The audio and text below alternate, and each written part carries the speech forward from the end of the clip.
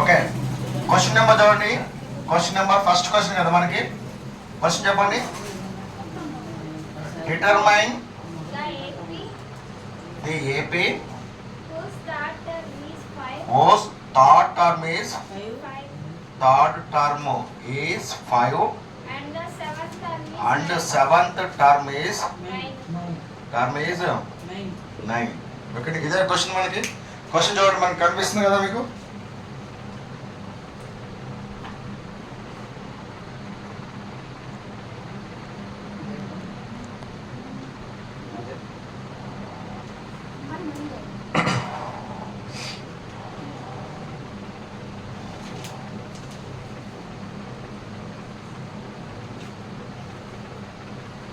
Okay చూడండి.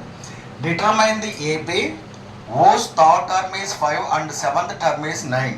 ఓకేనా, మీకు కొన్ని ఫార్ములా చెప్తా చూడండి, దాని ప్రకారం మీరు రాయండి. ఓకేనా, ఫార్ములాస్ అంటే ఏం లేదు. ఇక్కడ మనం డిటర్మైన్ ది ఏపీని మనం డిటర్మైన్ చేయాలంటే మనకి ఏం కావాలి చెప్పండి. మెయిన్గా ఏ వాల్యూ ఫైండ్ అవుట్ చేయాలి, మనం డి వాల్యూ ఫైండ్ అవుట్ చేయాలి. డిటర్మైన్ ది ఏపీ అంటే ఏంటి చెప్పండి.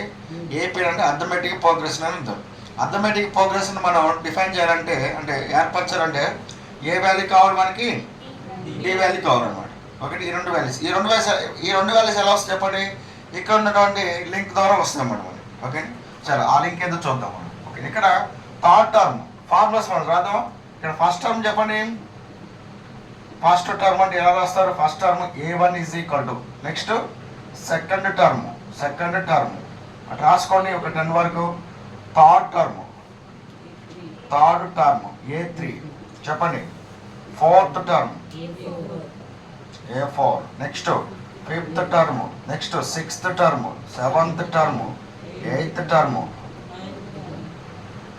Ninth term, 10th term. నేను ఒకటి రాసేసాను, ఈ రాసుకోవడం వల్ల మీకు అర్థమవుతుంది. ఓకేనా, ఫిఫ్త్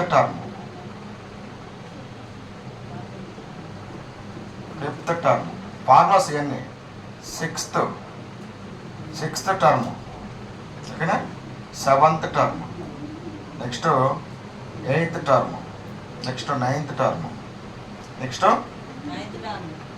10th టర్మ్. ఏంట్రా 10th టర్మ్. వీటికి ఫార్ములా చెప్పండి. A1 టర్మ్ చెప్పండి. A1 టర్మ్ అంటే ఎంత, ఏ కదా. A2 టర్మ్ ఫార్ములా చెప్పండి. A+D. Okay, very good. A3 term చెప్పండి. A+2D. నెక్స్ట్ A4 టర్మ్ చెప్పండి. ఒకటి తగ్గిస్తే సరిపోతుంది కదా.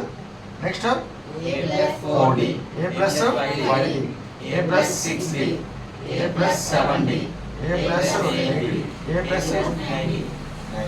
అప్ టు స్వాన్. ఏ టర్మ్ చెప్పగలుగుతారా. ఏ term last term A+n-1 into D. దీన్ని కూడా తగ్గించడమే కదా. 10 ఉంటే 9 రాశారు, n నుండి n-1. ఇదే nth టర్మ్ అన్నమాట. ఇది nth టర్మ్. ఇవి వస్తే మీకు ఆన్సర్ వచ్చేసినట్టు మీకు మ్యాక్సిమం ఒక 10 మార్కుల వరకు వస్తాయి. ఓకేనా, nth term is equal to ఇది. ఓకేనా, దీన్ని బట్టి రాద్దాం. చూడండి సొల్యూషన్ చూడండి. Solution given the third term is 5 కదా. చూడండి, given the third term is 5 కదా. థర్డ్ టర్మ్ అంటే దేంతో చూస్తారు. థర్డ్ టర్మ్ దేంతో చూస్తారమ్మా. థర్డ్ టర్మ్ దేంతో సూచిస్తారు. A3 అంటే ఇక్కడ A3 ఈజ్ ఈక్వల్ టు 5 అన్నట్టు, అంతేనా. A3 ఈజ్ ఈక్వల్ టు 5 కదా. మరి ఇప్పుడు A3 చెప్పండి. A3 ఎలా రాస్తారు మళ్ళా. A3ని A+2D is equal to 5. So this is 1. అయిపోయిందా రాయటం. ఓకేనా, ఈ వాక్యం రాయటం వస్తుందా. థర్డ్ టర్మ్ ఈజ్ 5 అని చెప్తున్నారు. Third term is 5. Third term అంటే ఏంటన్నా. థర్డ్ టర్మ్ అంటే ఎంత. A3 ఈజ్ ఈక్వల్ టు 5 అని అర్థం. మరి A3 అంటే ఎంత. A3 ఎలా రాస్తారు. A+2D ఈజ్ ఈక్వల్ టు 5, అంతేనా. నెక్స్ట్ చెప్పండి. ఇచ్చిందండి. గివెన్ దట్ ఇంకేం చాడు. Seventh term is 9. Seventh term is 9. Seventh term is 9 అంటే ఎంత. A7 A7 is equal 9 and అంతే కదా, A7 ఈజ్ ఈక్వల్ 9 కదా. మరి A7 అంటే ఎలా రాసుకుంటారు చెప్పండి, A+6D రాసుకుంటారు కదా. A7 అంటే ఎంతమ్మా, A+6D ఈజ్ ఈక్వల్ 9 కదా, అంతేనా, రైట్. So this is 2. ఇక్కడ చూడండి ఈక్వేషన్ 1 ఏంటి, A+2D is equal 5, A+6D is equal to 9.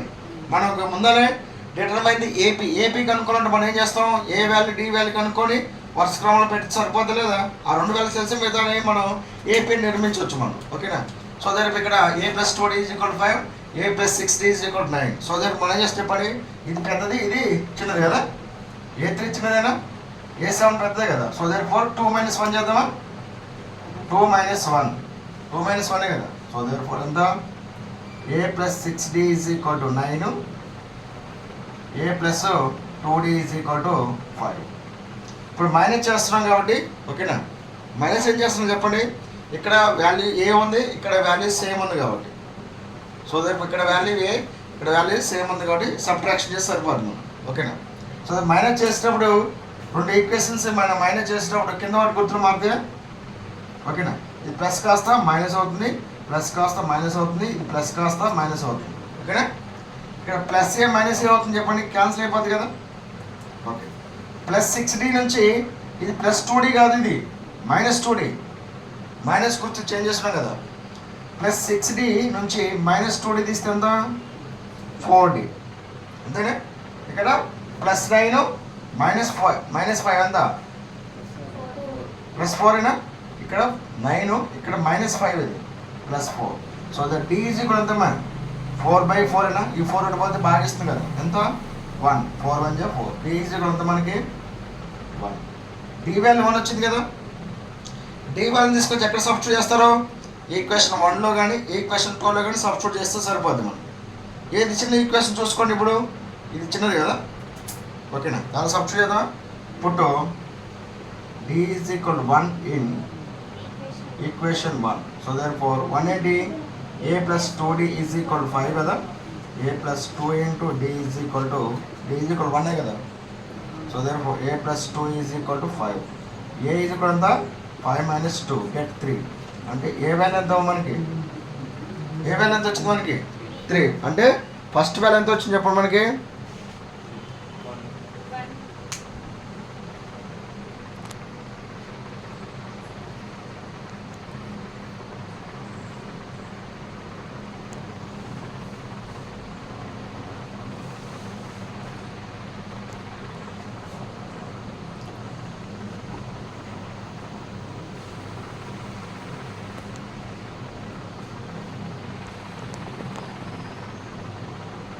A value ఎంత వచ్చింది మనకి 3 వచ్చింది కదా.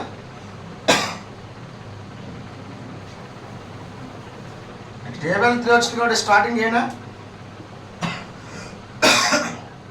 ఇక్కడ చూడండి ఏపీ చెప్పండి, ఏపీ అని ఉండి చెప్పండి, నాకు రాశాను A1 term, A2 term, A3 term, A4 term up to 1.